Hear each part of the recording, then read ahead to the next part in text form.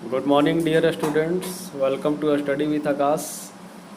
आज हम लोग क्लास 5 का एसएसटी बुक का चैप्टर 1 पढ़ेंगे, जिसका नेम है the globe A model of the earth. Globe जो पृथ्वी की तरह ही दिखता है, ए मॉडल ऑफ द अर्थ यानी पृथ्वी का एक रूप है, एक स्वरूप है जो एकदम पृथ्वी के जैसा ही दिखता है। तो देखते हैं इस चैप्टर में क्या बताया गया है। The earth is a spherical in shape. पृथ्वी जो है आकार में स्फेरिकल है, यानी गोल है, गोलाकार है। It is the home for all living things. यह जो है सभी सजीवों के लिए घर है, यानी जितने भी सजीव प्राणी हैं सभी के लिए पृथ्वी ही एकमात्र घर है। Earth is the only planet where life is possible because air and water is found only on this planet. पृथ्वी ही एकमात्र ऐसा ग्रह है जहाँ पे जीवन संभव है, क्योंकि यहाँ पे जीवन जीने के लिए जितने भी तरह के चीज़ों की ज़रूरत होती है वो सारा कुछ पाया जाता है। जैसे एयर और वाटर, दो चीज़ हमारे जीवन के लिए बहुत ज़्यादा ज़रूरी है। अगर हमें हवा नहीं मिलेगा तो हम सांस नहीं ले पाएंगे, और पानी नहीं मिलेगा तो प्यासे मर जाएंगे। तो दो चीज़ यहाँ पे है, इसलिए पृथ्वी पर जो है जीवन संभव है। Early man thought that the earth was flat and surrounded by water. Early man यानी कि जो आदि मानव थे, जो प्राचीन काल के लोग थे, वो ऐसा सोचा करते थे कि पृथ्वी जो है वो समतल है और वो चारों तरफ पानी से घिरा हुआ है। He thought if he travelled too far and reached the edge he would fall off its surface. वह ऐसा सोचते थे कि यदि वो जो है बहुत दूर तक यात्रा करे और इसके अगर किनारे पे पहुंच जाए तो वहाँ से जो है इसके सतह से वो नीचे गिर जाएंगे। Later this theory was rejected, यानी कुछ दिनों के बाद यह जो थ्योरी था या जो सिद्धांत था लोगों का, वो रिजेक्ट कर दिया गया, यानी अस्वीकार कर दिया गया। क्यों? क्योंकि पृथ्वी जो है वो गोल है, और ऐसा ये लोग सोचता था कि गोल नहीं है, समतल है, और हम लोग किनारे पे अगर पहुंच गए तो गिर जाएंगे। तो इसलिए इस सिद्धांत को जो है रिजेक्ट कर दिया गया, अस्वीकार कर दिया गया। Copernicus A polish astronomer stated that the earth is round in shape. Copernicus नाम का एक व्यक्ति था जो एक एस्ट्रोनॉमर था, पॉलिश एस्ट्रोनॉमर यानी कि अंतरिक्ष यात्री था, जिसने ये बताया कि पृथ्वी जो है वो आकृति में कैसा है, तो गोल है, यानी उसका आकार कैसा है, तो गोल है। Ferdinand Magellan who sailed around the earth in 1522 also proved that the earth is round. अब फर्डिनेंड मैगलन जो है एक नाविक था जो नाव चलाता था, तो उसने भी जो है वो जब पृथ्वी का चक्कर लगाया तो 1522 ईस्वी में जो है पृथ्वी का चक्कर लगाया था, और उसने भी यह साबित किया कि पृथ्वी जो है वो राउंड है, गोल है, क्योंकि वो जिस जगह से यात्रा अपना शुरू किया था वापस घूम करके उसी जगह पर पहुंच गया था। इसलिए उसको पता चल गया कि पृथ्वी जो है वो गोल है। अगर गोल नहीं होता तो हम वापस इसी जगह पे नहीं पहुंच पाते। Today there is no doubt about the shape of the earth. अभी या आज के दिन में जो है वो पृथ्वी के आकार को लेकर कोई शक नहीं है आदमी में। सब जानते हैं कि पृथ्वी जो है गोल है। कोई ऐसा नहीं सोचता है कि अब पृथ्वी जो है वो समतल है जिसके किनारे पे पहुंचने पे हम लोग गिर जाएंगे। The photographs taken from the satellites prove that the earth is round. और जो फोटोग्राफ्स यानी जो फोटो सैटेलाइट्स यानी उपग्रह से जो फोटो लिए गए हैं पृथ्वी के, वह यह साबित करता है कि पृथ्वी जो है गोल है। यानी अंतरिक्ष से जो है वो फोटो लिया गया, और जब पृथ्वी का फोटो लिया गया तो पता चला कि पृथ्वी जो है वो गोल ही है, समतल नहीं है। इनफैक्ट वास्तव में Galileo the great scientist confirmed that the earth is round. अब हकीकत में बता रहा है कि इसको जो साबित करने वाला था, यानी पृथ्वी जो हमारा गोल है, उसको साबित करने वाला वैज्ञानिक का नेम था गैलीलियो, और इसी ने हमें बताया था या कंफर्म किया था कि पृथ्वी का जो आकार है वो गोल है। अब हम लोग देखते हैं द सरफेस ऑफ द अर्थ। ठीक है, हम लोग को ये पता चल चुका है ना कि पृथ्वी जो है गोल है। अब हम लोग देखते हैं कि पृथ्वी में का जो सतह है वो कैसा है। कहीं गड्ढा है या खाई है, कहीं पर्वत है, कहीं पहाड़ है, कहीं नदी है, कहीं नाला है, कहीं घर है, कहीं जंगल है। तो ये सारा कुछ हम लोग जो है द सरफेस ऑफ द अर्थ में देखेंगे, पृथ्वी के सतह में। The surface of the earth is covered with land and water. अब पृथ्वी का जो सतह है वो जमीन और पानी दोनों से ढका हुआ है। Nearly 70% of the earth surface is covered with water and rest is the land. लगभग 70% के नज़दीक पृथ्वी का जो हिस्सा है वो पानी से ढका हुआ है और बाकी जो बचता है वो सारा भूमि है, ज़मीन है, जिसपे भी जो है वो पूरी तरह से ज़मीन नहीं है, कहीं जंगल है, रहने योग्य भी नहीं है, कहीं जंगल है, कहीं पहाड़ है, कहीं पर्वत है, और पानी जहाँ पे वहाँ तो हम लोग रह ही नहीं सकते। Its large water bodies are called oceans and the large land masses are called continents. अब पृथ्वी का जो सबसे बड़ा जलाशय जो होता है, यानी बहुत ज़्यादा पानी जहाँ पे होता है, उसको हम लोग कहते हैं ओशियंस। और सबसे बड़ा जो भूमि है यानी स्थलाकृति जो है, यानी भूमि का जो टुकड़ा है, उसे हम लोग कहेंगे कॉन्टिनेंट्स यानी कि महाद्वीप। There are 4 major oceans on the earth. अब पृथ्वी पर जो है वो 4 मुख्य महासागर है, namely the Pacific ocean, the Atlantic ocean, the Indian ocean and the Arctic ocean. अब उनका नाम क्या है जो 4 मुख्य महासागर है। पहला पैसिफिक ओशियन जिसको हम लोग बोलते हैं प्रशांत महासागर, उसके बाद अटलांटिक ओशियन जिसको अटलांटिक ओशियन ही बोलते हैं हिंदी में, उसके बाद द इंडियन ओशियन भारतीय महासागर, और द आर्टिक ओशियन यानी आर्टिक महासागर है। तो ये 4 जो है हम लोग को याद रखना है। पहला Pacific Ocean, Atlantic Ocean, Indian Ocean और Arctic Ocean. There are 7 continents on the earth. अब हमारे पृथ्वी पर जो है 7 महाद्वीप हैं, namely Asia, Africa, Australia, Antarctica, Europe, North America and South America. जिसका नेम है पहला एशिया, जिस कॉन्टिनेंट में हम लोग रहते हैं, इंडिया जो है एशिया कॉन्टिनेंट में आता है।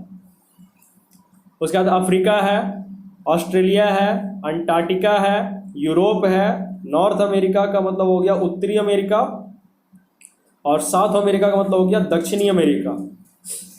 The Pacific ocean is the largest ocean and Asia is the largest continent. अब जो प्रशांत महासागर है वो सबसे बड़ा ओशियन है, सबसे बड़ा महासागर है, और एशिया जो है वो सबसे बड़ा महाद्वीप है।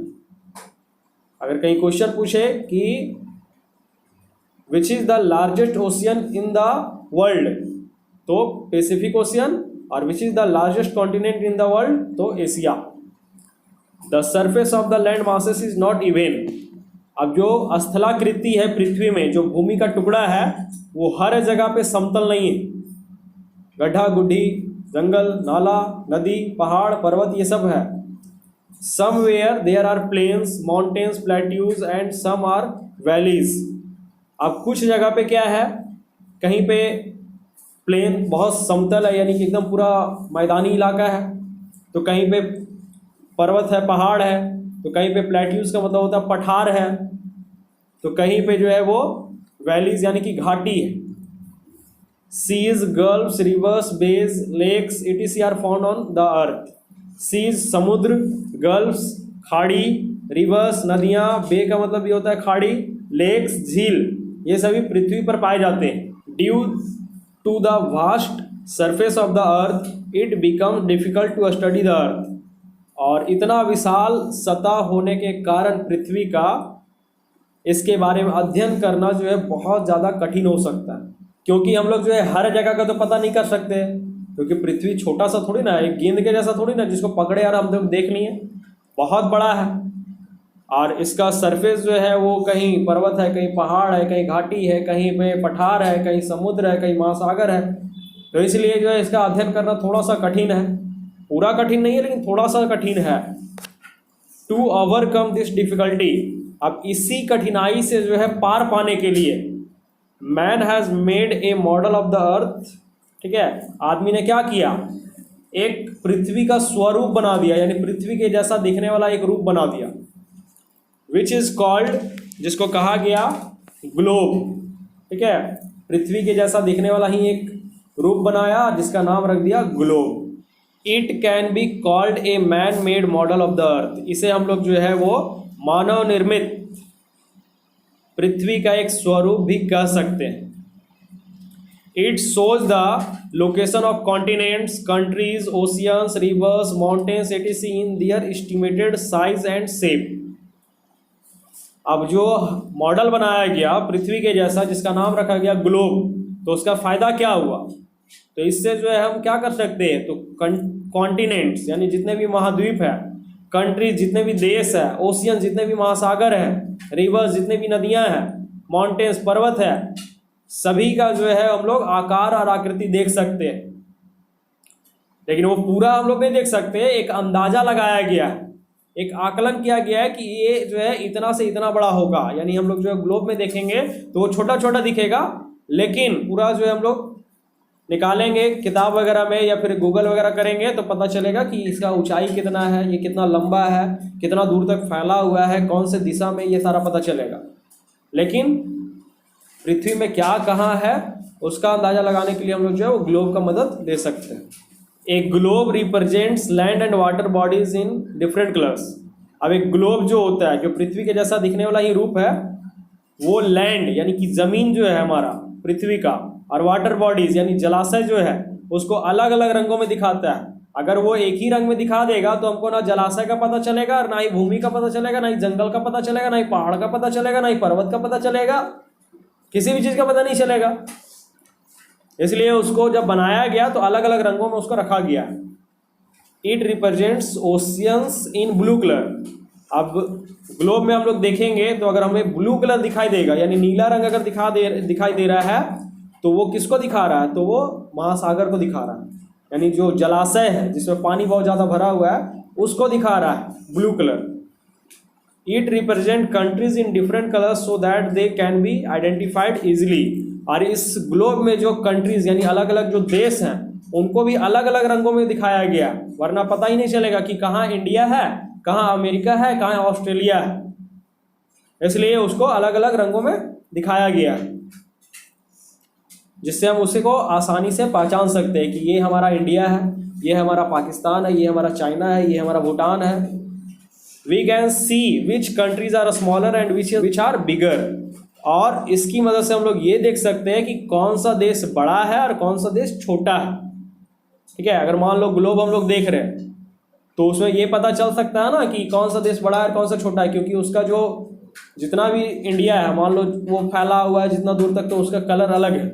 चाइना जितना फैला हुआ उसका कलर अलग है, पाकिस्तान जितना फैला हुआ उसका कलर अलग है। तो इससे हमें आसानी से पता चल सकता है कि इंडिया इतना दूर तक फैला हुआ है, यानी इंडिया जो है वो पाकिस्तान से बड़ा होगा या छोटा होगा, तो उससे हम लोग पता कर सकते हैं।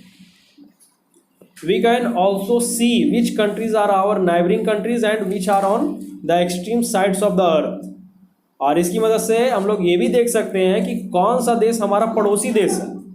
पड़ोसी देश कहने का मतलब ये है कि कौन सा देश हमारे आसपास है और कौन सा देश पृथ्वी पे कितनी दूर तक फैला हुआ है, किस दिशा में फैला हुआ है, ये सारा कुछ हम लोग जो है वो ग्लोब की मदद से देख सकते हैं। The two end points of a globe are known as poles. अब ग्लोब का जो दो अंत बिंदु होता है उसको हम लोग पोल्स के नाम से जानते हैं। पोल्स का मतलब होता है ध्रुव। ठीक है, ये फिगर में यहाँ पे दिखाया भी गया, ये है नॉर्थ पोल और ये है साउथ पोल। ठीक है, तो पृथ्वी का जो रूप है, स्वरूप है ग्लोब, जिसका दो अंत बिंदु होता है उसको हम लोग बोलते हैं पोल्स यानी ध्रुव। The one at the top is the north pole and the other at the bottom of the globe is the south pole. यानी ग्लोब का जो सबसे ऊपर वाला हिस्सा है उसको हम लोग बोलते हैं नॉर्थ पोल यानी उत्तरी ध्रुव, और जो सबसे नीचे वाला हिस्सा है उसको बोलते हैं हम लोग साउथ पोल यानी दक्षिणी ध्रुव। और इसका नॉर्थ पोल और साउथ पोल कहने का कारण ये है कि ऊपर का जो दिशा होता है वो नॉर्थ दिशा दिखाता है और नीचे का जो दिशा होता है वो साउथ को दिखाता है, इसलिए इसका नाम रखा गया नॉर्थ पोल और south pole. The line joining these two end points is known as the axis of the earth.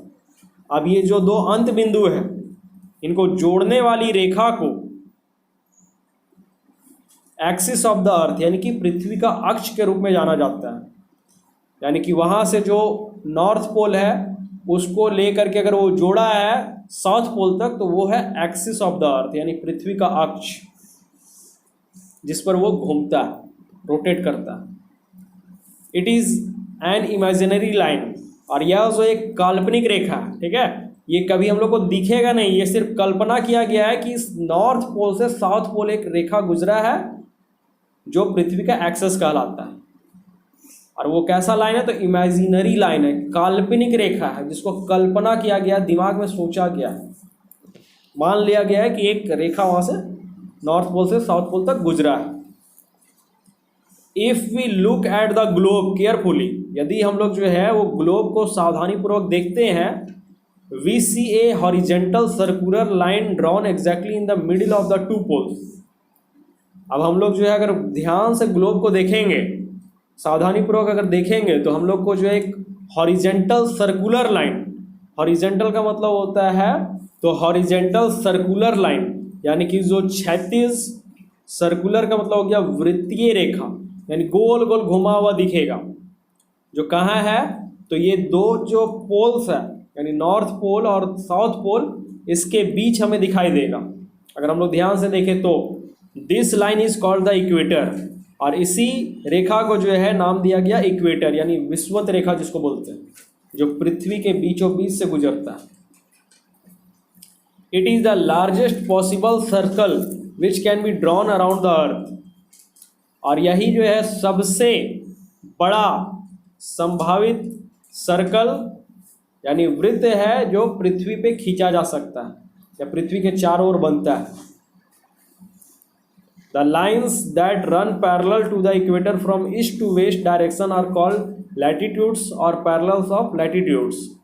अब वैसी रेखा जो इक्वेटर के यानी विषुवत रेखा के ईस्ट टू वेस्ट यानी पूरब से लेके पश्चिम दिशा की ओर अगर जाता है, तो वैसी रेखा को हम लोग बोलेंगे latitude.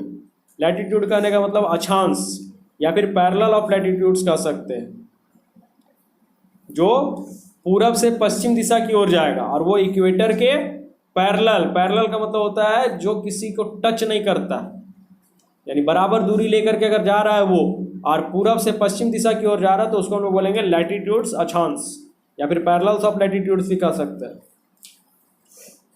These lines are in circular shape, और ये जो रेखाएं होती है वो आकृति में सर्कुलर होती है, यानी कि वृत्तीय, यानी वृत्त के आकार का, गोल। There are some other lines also which are semi circular and run from north pole to south pole. यहाँ पे और भी दूसरे रेखा हैं जिनको हम लोग बोलेंगे सेमी सर्कुलर, यानी अर्धवृत्त के आकार का होता है, जो नॉर्थ पोल से साउथ पोल की ओर दौड़ता है, यानी उत्तरी ध्रुव से दक्षिणी ध्रुव की ओर दौड़ता है। These lines are called meridians of longitudes, और इन रेखाओं को मेरिडियंस ऑफ लॉन्गिट्यूड्स कहेंगे, यानी देशांतर रेखाएं, जो नॉर्थ पोल से साउथ पोल की तरफ जाता है, और ईस्ट से वेस्ट अगर जा रहा है तो उसको बोलेंगे लैटिट्यूड, अक्षांश। These lines form a grid which is used to find the exact location of a place on the earth। और ये सभी रेखाएं जो है, जो लैटिट्यूड और लॉन्गिट्यूड है, ये दोनों रेखाएं मिल करके एक जाल बनाती है, जिसकी मदद से हम लोग ये पता कर सकते हैं कि पृथ्वी पर जो है वो कौन सा जगह कहाँ पे है, यानी उसका एग्जैक्ट लोकेशन, यानी निश्चित पता हम लोग कर सकते हैं कि वो किस जगह पे है पृथ्वी पे। आप पृथ्वी पे हम लोग जो है वो किसी भी जगह का अगर पता कर पाते हैं तो यही दो चीज़ की वजह से, एक पहला लैटिट्यूड और दूसरा लॉन्गिट्यूड, क्योंकि ये दोनों मिलकर के जो है एक जाल बनाता है, और जाल बनाने की वजह से हम लोग को पता चल पाता है कि कौन सा जगह कहाँ पे है। अब है parallels of latitude. The lines that run across the earth from east to west are called lines of latitudes और पैरेलल्स ऑफ लैटिट्यूड्स, यानी वैसी रेखाएं जो पृथ्वी में पूरब से पश्चिम दिशा की ओर दौड़ती है, ऐसी रेखाओं को लाइन्स ऑफ लैटिट्यूड्स यानी कि अक्षांशीय रेखा या फिर पैरेलल्स ऑफ लैटिट्यूड्स कहते हैं। The size of this circles keeps, यानी इन वृत्तों का जो आकार होता है, on decreasing as we go away from the equator towards the pole, यानी इन वृत्तों का आकार जो है वो धीरे धीरे घटते चला जाता है जैसे जैसे ये इक्वेटर से दूर होते जाता है, यानी इक्वेटर से दूर हो रहा है, यानी विषुवत रेखा से दूर चला जा रहा है, और पोल्स के नज़दीक, यानी जो उसका पृथ्वी का जो साउथ पोल है, नॉर्थ पोल है, अगर दोनों के नज़दीक जा रहा है, ध्रुवों के नज़दीक, तो उधर जो है जाते जाते इसका घटते जाएगा। इक्वेटर से दूर हुआ तो उसका दूरी जो है वो घटते जा रहा है, उसका वृत्त जो है वो छोटा छोटा बनेगा। इनफैक्ट हकीकत में day and nights are caused on the earth due to the rotation of earth on its axis. दिन रात होने का जो मुख्य कारण है, जो हम लोग देखते हैं कि दिन होता है रात होता है, तो उसका जो मेन कारण है वो है पृथ्वी का घूर्णन। यानी पृथ्वी जो अपने अक्ष पर जो है वो घूमती है, नॉर्थ पोल और साउथ पोल के जरिए वो जो घूमती है, उसी के कारण जो है दिन और रात होता है। यानी वो जिधर घूम जाती है उधर दिन हो जाता है, जिधर सूर्य का प्रकाश पड़ा तो उधर दिन, और जहाँ सूर्य का प्रकाश नहीं पहुँचा वहाँ पे रात होता है। The earth rotates from east to west on its axis. पृथ्वी जो है अपने अक्ष पर पूरब से पश्चिम की ओर घूमती है। इसलिए हम लोग देखते हैं कि उगता हुआ सूरज हम लोग को पूरब दिशा में दिखाई देता है और डूबता हुआ सूरज पश्चिम दिशा में दिखाई देता है। तो कारण यही है कि पृथ्वी जो अपने अक्ष पे पूरब से पश्चिम दिशा की ओर घूमता है। The equator divides the earth into 2 equal halves. अब इक्वेटर जो है, जिसको हम लोग बोलते हैं विषुवत रेखा, वो पृथ्वी को जो है 2 भागों में बांटता है, यानी आधा आधा दोनों तरफ से कर देता है। The upper half is called the northern hemisphere and the lower half is called the southern hemisphere.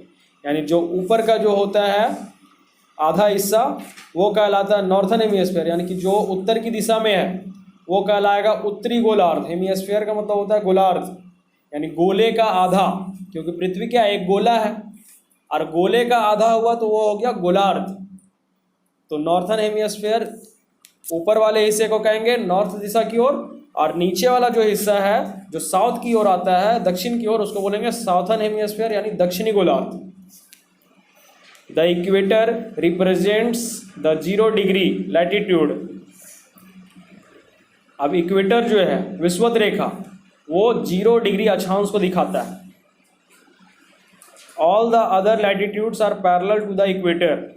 और जितने भी अक्षांश होते हैं वो सभी विषुवत रेखा के पैरेलल होते हैं, समांतर होते हैं, यानी एक दूसरे को टच नहीं करते, बराबर दूरी ले करके चलते हैं। अगर 0 से जो है वो 10 डिग्री चला तो 10 डिग्री आगे भी चलेगा, फिर 10 आगे चलेगा। जैसे ट्रेन का पटरी जो होता है वो एक दूसरे को जो है वो टच नहीं करता है, तो उसको ही हम लोग बोलेंगे पैरेलल।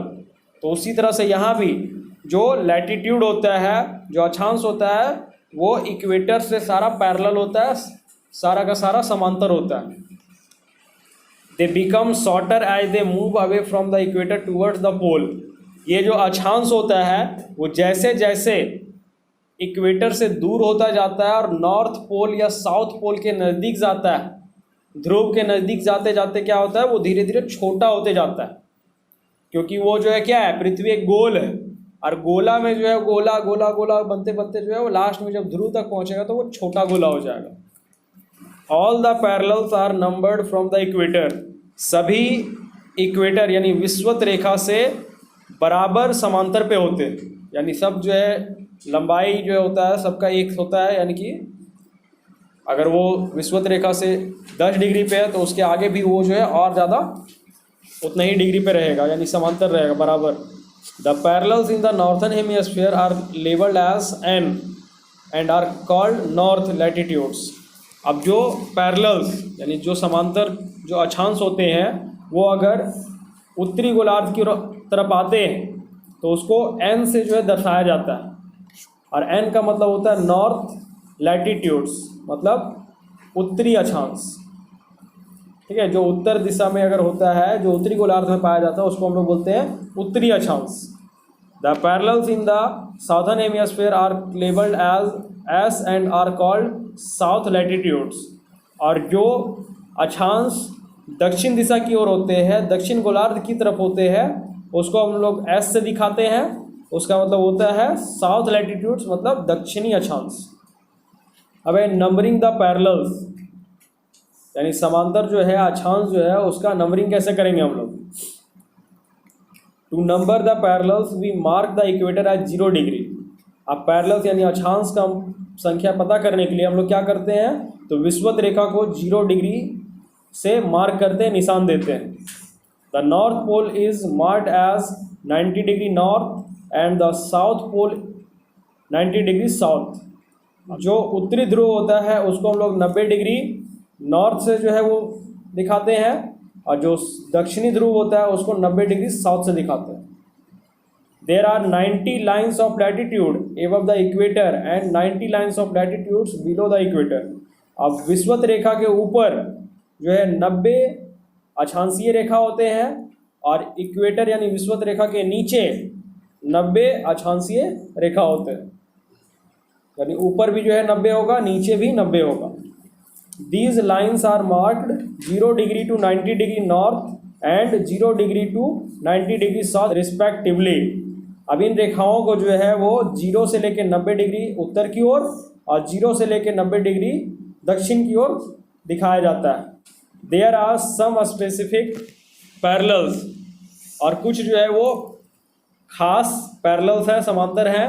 नेमली जो पहला है ट्रॉपिक ऑफ कैंसर जिसको हम लोग बोलते हैं कर्क रेखा, उसके बाद ट्रॉपिक ऑफ कैप्रिकॉर्न जिसको बोलते हैं मकर रेखा, उसके बाद आर्टिक सर्कल जिसको आर्टिक सर्कल ही बोलते हैं, उसके बाद अंटार्कटिक सर्कल जिसको अंटार्कटिक सर्कल ही बोलते हैं। यानी ट्रॉपिक ऑफ कैंसर जो कर्क रेखा होता है, उसके बाद ट्रॉपिक ऑफ कैप्रिकॉर्न जो मकर रेखा होता है, आर्टिक सर्कल और अंटार्कटिक सर्कल। तो पहला है द ट्रॉपिक ऑफ कैंसर, कर्क रेखा के बारे में हम लोग देखेंगे। तो it is an important parallel of latitude in the northern hemisphere.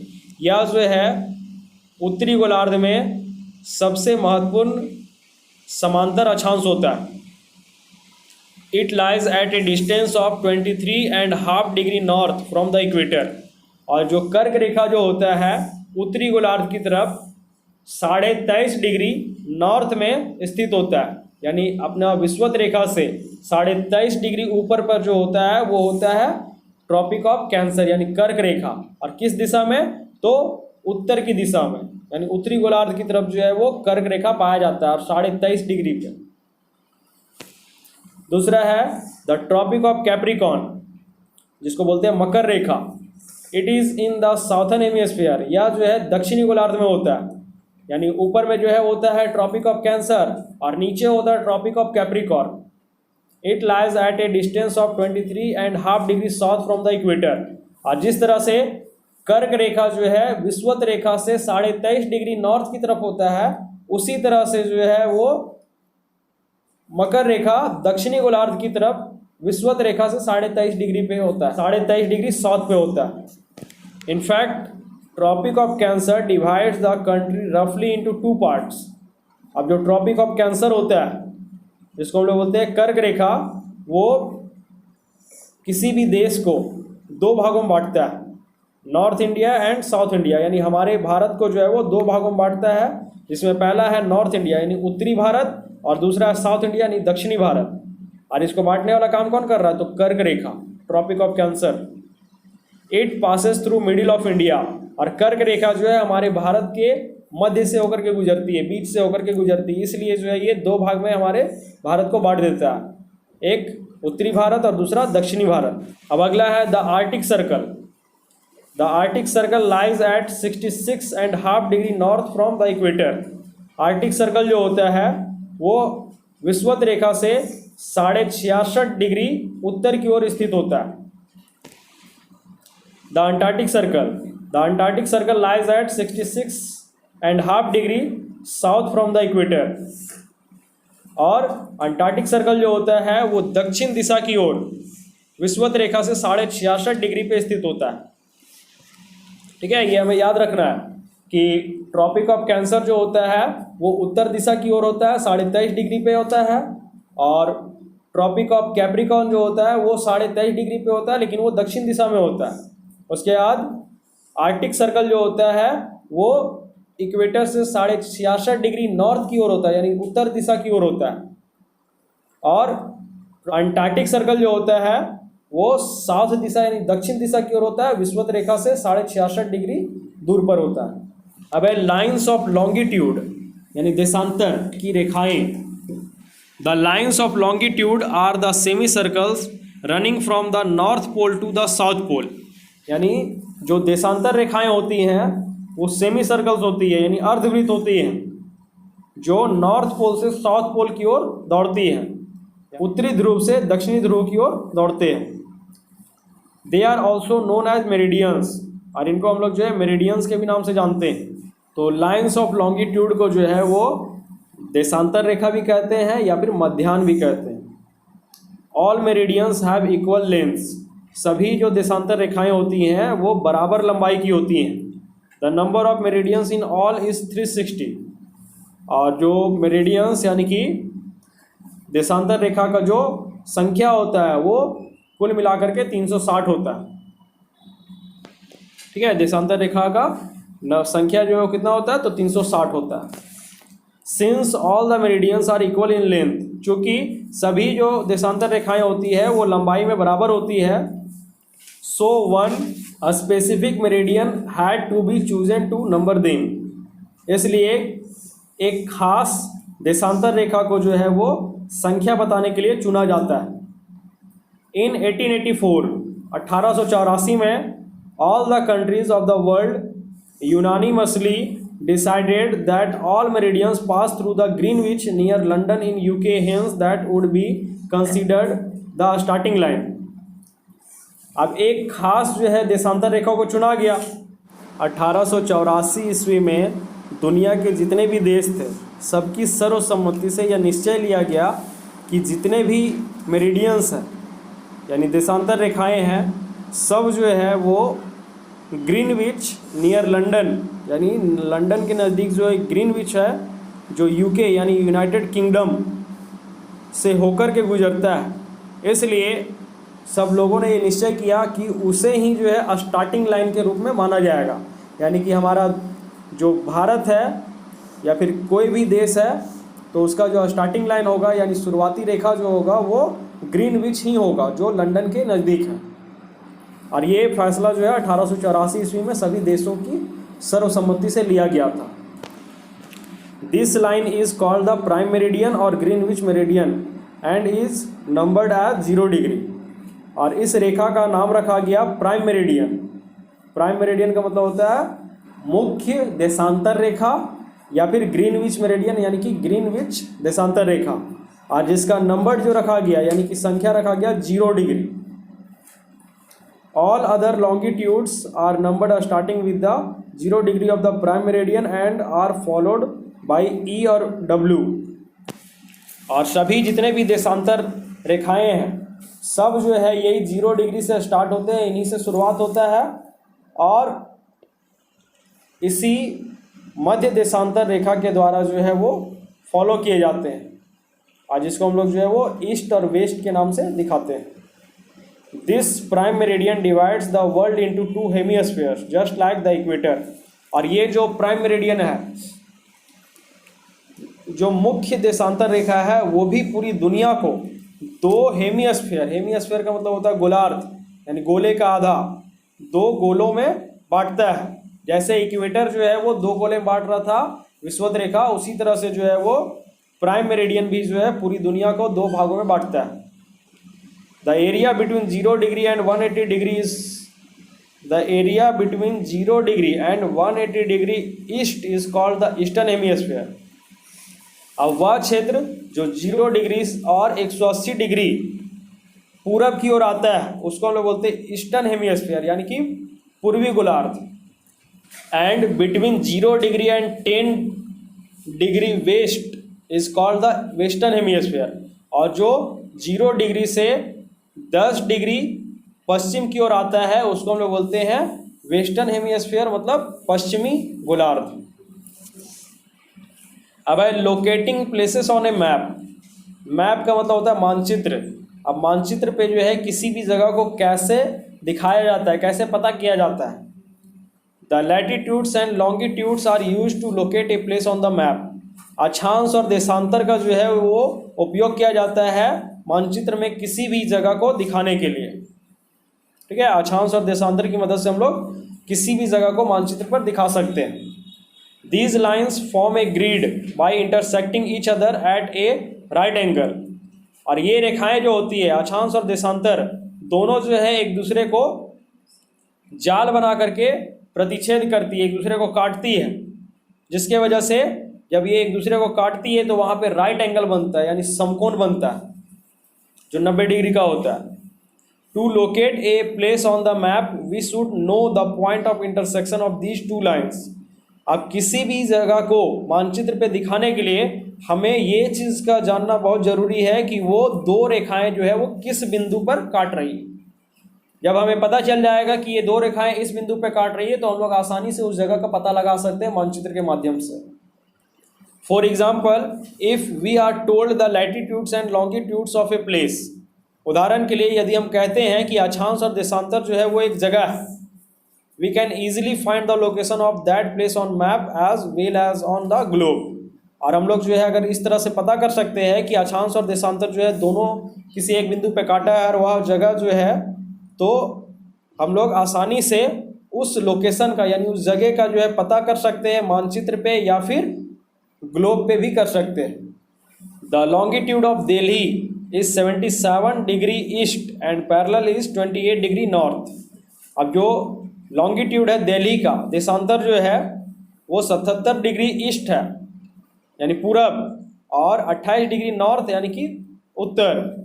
The point where these two lines intersect each other is the exact location of Delhi. और ये दोनों पॉइंट, अब जो 77 डिग्री पूरब की ओर है और 28 डिग्री उत्तर की ओर है, और ये दोनों आकर के जिस बिंदु पे काटेगा वही जो है वो एग्जैक्ट लोकेशन यानी निश्चित लोकेशन जो होगा वो दिल्ली का होगा। इसी से पता चलेगा कि दिल्ली कहाँ है। So we use this method to locate any place on the globe और द मैप। इसलिए हम लोग इस तरीके से मानचित्र या ग्लोब पे किसी भी जगह को दर्शा सकते हैं, दिखा सकते हैं, किसी भी जगह का पता कर सकते हैं। अब है इंटरनेशनल डेट लाइन, अंतर्राष्ट्रीय तारीख रेखा। The 118th meridian is designated as the international date line. जो 180 मध्याह्न रेखा या देशांतर रेखा है उसी का नाम रखा गया है इंटरनेशनल डेट लाइन यानी अंतर्राष्ट्रीय तारीख रेखा। A day is added when international date line is crossed from west to east.